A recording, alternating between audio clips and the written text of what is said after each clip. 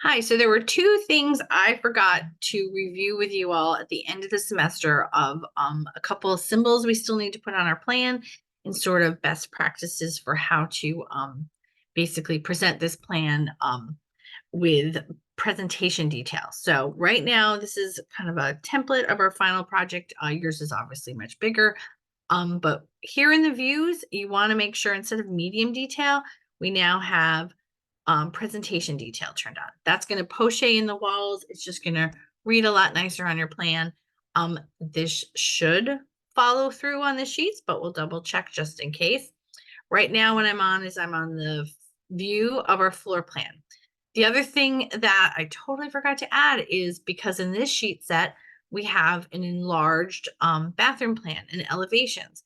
You would put symbolism on your first floor plan to let the reader of this construction set know that those drawings are included in the set and coming in the next couple pages. So to get that, you're going to go over to tool palettes.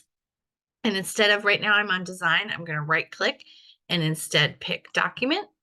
And let me make this a little bit bigger so we can all see the symbols a little bit more easily.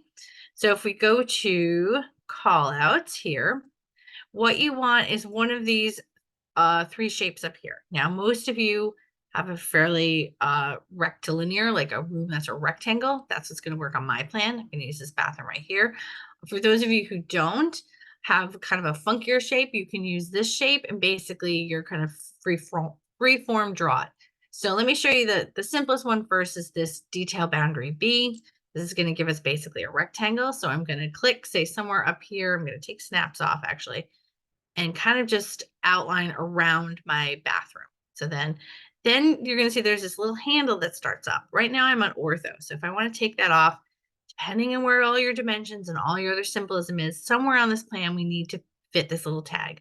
If you have space in the room, you can put it here, or sometimes you have to put it outside the plan. So I'm going to click there. Then it's the next point at the end of the leader here. If you read down at your command bar at the bottom, you're going to hit enter. Now, in my case, it's going to be a call out only. I actually don't want it on a 1/2 inch scale. I want it a 1/4 inch. That's what I'm printing at. And then I'm going to say call out only. So if you zoom in, the view number right here is going to be number 1. That's going to connect to the floor plan, the enlarged floor plan view you have on sheet number 4. So then the sheet number is now going to be number 4. So again, you're telling the reader of these plans, this is going to be the first page of your plans, that on sheet 4, there's going to be another drawing, number 1, that's going to have this bathroom enlarged on the plan. All right, we also need to put in here the elevation markers because we're going to tell them there's going to be elevations to read too. So if we go back here again to tool palettes, document marker call out, this is where you want to get one of the elevation markers that have like all 4 buttons or sides of it. So I'm going to click this one for now, put it in here. Notice we're still on a 1/4 inch scale. It's going to be pretty big. So again, some of you might want to move some dimensions around, things like that. I put ortho back on to make sure my up is pointing straight up. I'm just going to click there. Again, this time the scale is a 1/4 inch. I'm going to say call out only. And then you're going to fill this in with the appropriate letters that you did. Because again, like I said, most of the firms I've worked at, we've used letters. You can use numbers, it's not incorrect. Again, I'm filling mine in kind of randomly right now, but make sure that yours are matching what you already have on your enlarged bathroom plan and the elevations we all drew. If you have time over break, it's ideal to obviously get all 4 of these done because then it's going to look more like a real world example in your portfolio. Here under sheet numbers, again, that's number 4. So let me just kind of get that in there. Whoops. There we go. Okay. Again, you might need to move some things around. If you do your best, try not to have things overlap. In my case, I'm going to bring it over here. Oh, A, B, C. Oh, that's a D. Let me fix that quick. We'll pause that. Okay, so that's fixed now. I'm going to do Control S to save to make sure it shows up on my sheet correctly. Let me bring up my sheets. See how that guy's looking on there. It should reload. Let's see if it's done that for me. We'll kind of give it a second there. Okay, so here it is updated on my plan. Notice that it does have this detail box now. It also has the letters for the elevation. It did not, however, update the presentation mode of my walls. So the kind of quick check for that is now what you're going to do is click on the viewport, like the border of this drawing that you've pulled into your sheet. And down here, you can also control that. So this is now going to go to presentation detail. Don't zoom in and out now when it's bolded like this, because it means it's live and you're kind of going in and out of the original drawing.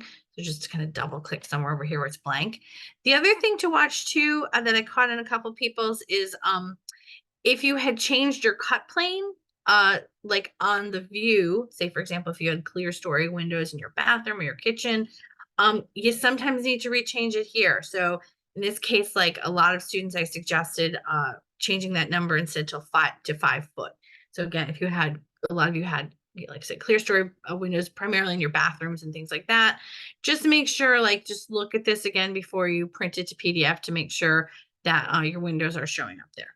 But otherwise, this now is sort of the catching the corrections that, like I said, I missed in class on that last day. I forgot to kind of walk us through doing this. I'm going to pause now too, and then just show you quickly how to draw this guy if it's a weirder shaped bathroom too. Okay, we're going to pretend, just for an example, that this kind of like reverse L shape is your bathroom. So if you have, again, an oddly shaped bathroom, what you want to do is go over to, again, the tool palettes and document. You're picking this third option for detail boundary C. This is going to let you draw it yourself. But one of the things you want to have on here is we're going to turn ortho and snaps kind of on and off. So right now I have ortho on. I'm going to start over here in this left corner.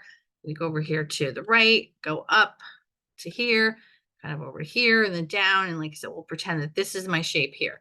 Now, as I get closer, I want to make sure I snap into this guy down here. I'm going to put snap back on and see how I've just snapped it there. So then I hit enter. Now it understands that's my shape. Now it wants to know where to put the leader line, like my little tag for it. So I'm going to just pull it over here. So you have to keep kind of reading down below at the command line just to make sure you're doing all the steps. So then the next step is to hit enter on that.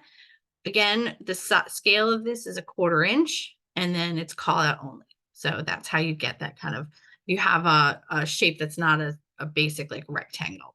And again, this is something I want you all to go back in, add these to your plans, then they're correct on your plans. Like I said, for all the best reasons when you're presenting them in an interview or for an internship.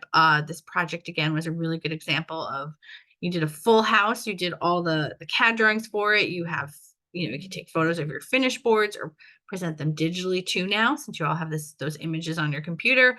And you can also, again, show the renderings that you did in the 3D model. So in a nice way, it's a nice, like I said, a full complete project from a whole semester that you can kind of shop around to get a job with. And I'm going to keep making videos of things to sort of help you with SketchUp and things like that. But this is the main kind of CAD one that we needed to catch. All right. Thank you.